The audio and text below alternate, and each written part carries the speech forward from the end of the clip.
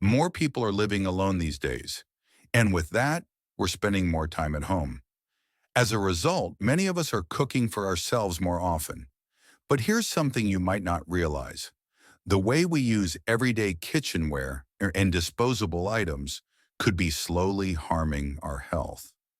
Some of these habits may seem harmless, but over time, they can take a serious toll on your body.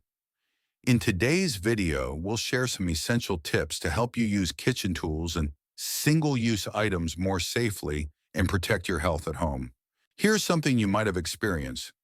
When you first touch a brand new stainless steel container, pot, or tumbler, you might notice a black substance rubbing off on your hands. That black residue comes from a polishing compound used during the manufacturing process.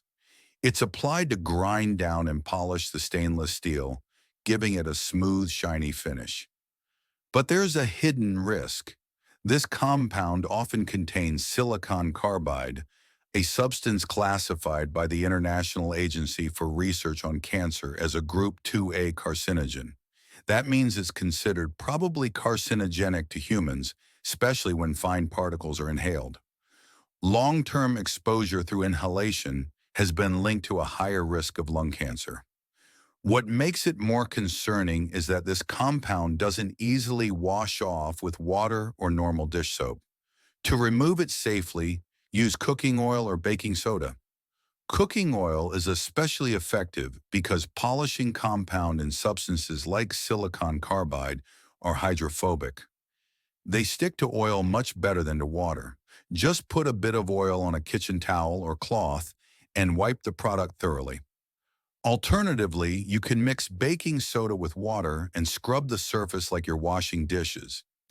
Baking soda's alkaline properties help break down and lift away the residue, leaving your cookware safe and clean to use. Aluminium cookware is lightweight, doesn't rust easily, and heats up quickly because it conducts heat and electricity very well. That's why it's commonly used in many kitchens. But there's something you should be careful about. If you use aluminum containers to store acidic or salty foods, like tomatoes or pickled plums, the aluminum can leach into the food over time. Too much exposure to aluminum may cause symptoms like nausea, vomiting, or diarrhea. That's why it's best not to store foods like vinegar, tomato sauce, or soy sauce in aluminum containers for a long period. When washing aluminum cookware, avoid using hard metal scrubbers. They can scratch off the protective layer on the surface, called the aluminum oxide coating. Instead, use a soft sponge or cloth to clean it gently. If you've just bought a new aluminum pot or container, it's a good idea to boil water in it once before using it for food. This helps strengthen the protective oxide layer on the inside. And if your aluminum cookware has changed color or looks worn out, it may release even more aluminum into your food. So it's better to replace it with a new one as soon as possible.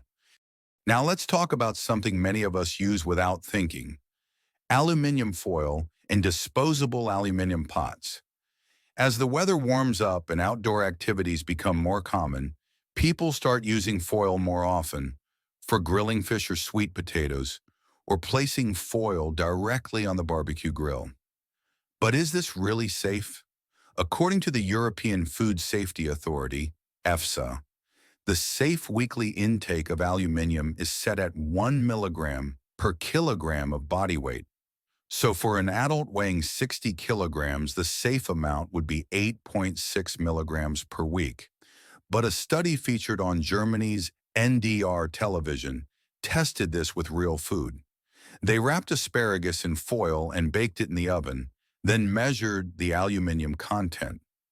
The results showed up to 22.7 milligrams per kilogram of asparagus, nearly 3 times the safe weekly limit for a 60-kilogram adult. In other words, wrapping food in foil and cooking it, especially during barbecues, could be exposing us to far more aluminum than is considered safe. It's almost like slowly poisoning ourselves without knowing it. Now, the good news is that when aluminum enters the body, Most of it is filtered out through the kidneys and excreted. But here's the catch. Not all of it gets removed. Over time, small amounts can build up in the body. Long-term aluminium accumulation has been linked to serious conditions like Parkinson's disease and Alzheimer's, so it's something we should take seriously. Have you ever put a plastic container in the microwave? If so, you're not alone. But here's something you need to know.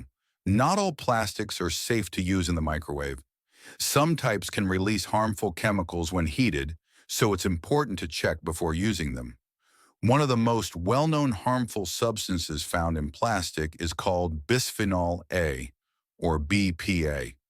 This chemical has been used since the 1950s, and research has shown that when it enters the human body, it can disrupt the endocrine system. That means it can interfere with hormones, potentially leading to issues like obesity or liver problems. The good news is, plastic containers that are labeled as microwave safe do not contain BPA and do not release hormone-disrupting chemicals when heated. This includes most takeaway lunch containers from cafes and convenience stores. They're generally safe to use in the microwave. However, not all plastics are created equal.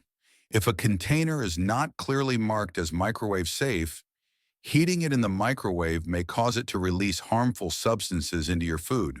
Always check the label before microwaving any plastic container. A quick look can go a long way in protecting your health. What about plastic wrap? Is it really safe to use in the microwave? Not always.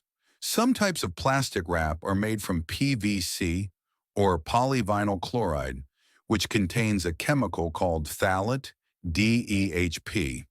Phthalates are added to make hard plastics soft and flexible, but they're also known as harmful endocrine disruptors. When heated, plastic wrap made from PVC can release phthalates. These chemicals can leach into your food, especially when in contact with hot or oily items. If consumed, phthalates have been linked to serious health issues like cancer and reproductive problems. Thankfully, most household plastic wraps today are being replaced with polyethylene, PE wraps, which are free from phthalates and considered safer. But here's the catch. PVC-based wraps are still in use, especially in commercial kitchens because they tend to stick better and seal more tightly. That's why it's important to know the material of your plastic wrap. PVC wraps should never be heated above 100 degrees Celsius, 212 degrees Fahrenheit, and should not come into direct contact with hot food or be used in the microwave. Also, be careful with oily or fatty foods. Chemicals in plastic wrap dissolve more easily in fat and alcohol, so it's best to avoid wrapping greasy or alcohol-rich foods directly in plastic wrap for storage. Always check the label, and when in doubt, use microwave-safe alternatives like glass or ceramic containers with a proper lid. Let's talk about non-stick frying pans. Many non-stick pans are made using a chemical called PFOA, which has been classified as a possible human carcinogen. When food is cooked at high temperatures or when the non-stick coating becomes scratched or damaged, more PFOA can be released into your food. What's even more concerning is that once PFOA enters the body, it can take years or even decades to leave. During that time, it can build up in your liver, kidneys, and bloodstream, potentially causing toxic effects. Because of these risks, it's safer to choose stainless steel cookware, which is more durable and free from harmful coatings.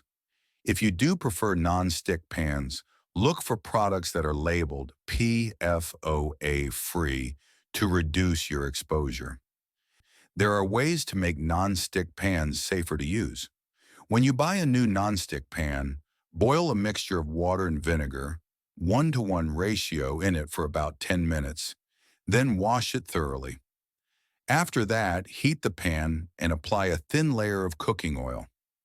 Repeat this 3 to 4 times. This process helps build a protective oil layer on the surface, allowing the pan to last longer and perform better. Also, avoid leaving salty or acidic foods in the pan for too long, as this can break down the coating. Once you finish cooking, transfer the food to another container right away. And finally, if the nonstick coating is damaged or peeling, don't hesitate to replace the pan. It's not worth risking your health. Good health begins with small habits. That's all for today's video. If you found this helpful, please give it a like, subscribe to the channel, and share it with someone you care about. I'll be back soon with more useful and easy to follow health tips. Until then, take care and stay healthy.